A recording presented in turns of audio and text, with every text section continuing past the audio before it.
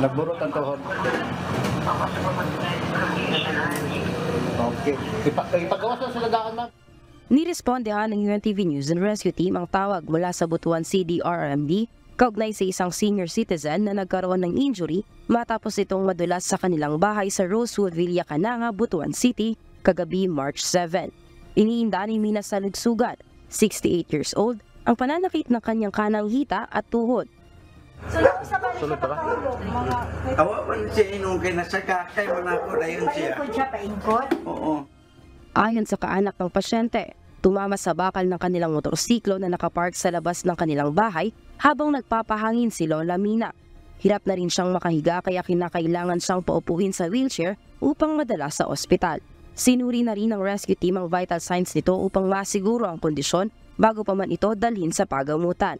Ayon sa anak nito, nadulas ang kanyang ina bandang alas 3 ng hapon habang ito ay nagpapahangin lamang sa labas ng kanilang bahay. Kaya siya na-slide siya.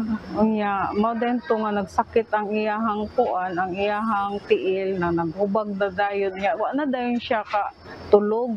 Nya, sige siya kuan nga ngut-ngut, sakit na sakit daw.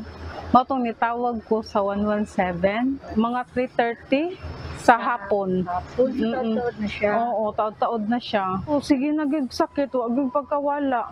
Kaya gihilot-hilot na sa kong papa, wa magyapon na uli, hilak naman siya. Wa naman ko choice, kundi tawag na lang. Dinala si Lola Mina sa Agusan del Norte Provincial Hospital.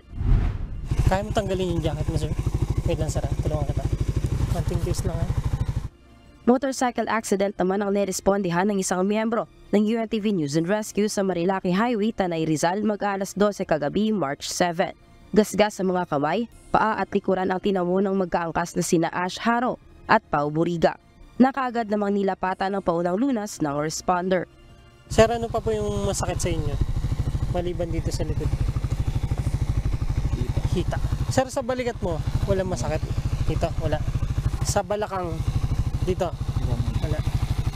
Ito, sir, masakit? Check ko, ha? Wala naman po siyang sugat, sir. Parang nabugbog lang. Nabugbog lang. Ayon sa dalawa, pabiyahe na sila pauwi ng magulat sa mga umano'y nagkakarera na nag-overtake dahilan para sila ay sumemplang. Matapos malapatan ng first aid, sinamahan ng responder ang dalawa sa biyahe para maalalayan. Sabayan ko kayo. Sabayan ko kayo. Hazel Fuerzas, UNTV News and Rescue. Diyos ang aming sandigan, serbisyo publiko ang aming pinahahalagahan.